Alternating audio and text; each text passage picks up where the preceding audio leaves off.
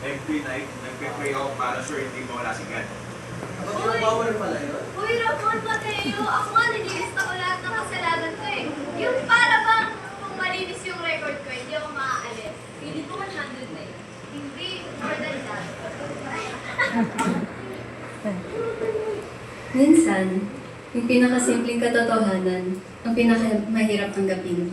Lalo na kapag pakiramdam mo, unti-unting nabubura ang mundo mo.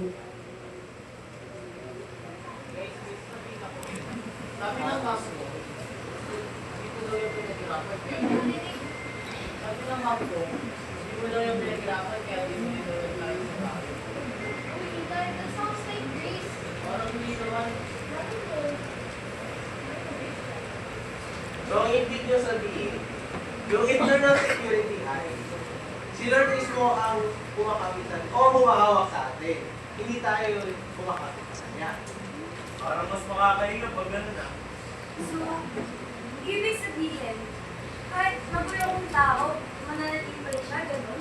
Okay?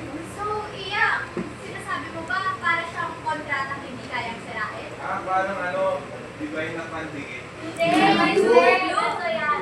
Parang forever means forever talaga. Forever means forever talaga, para for 25. Ano ba yan? Nalagay sa bayo. May contact pa yun. At sa gitna ng katahimikan, nagtatanong ang puso nila. Guys, ito ako. Kung safe naman tayo no matter what, bakit kailangan kumuha pa rin ng mabuti? It's so tiring. Kasi nga love changes you noon. Matik na yun.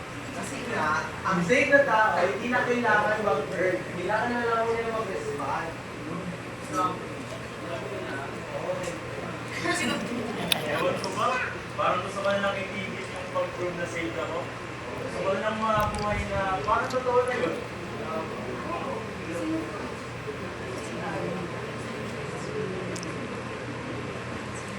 Minsan, yung pinakamahirap tapusin ay ang tahimik na tingid sa loob.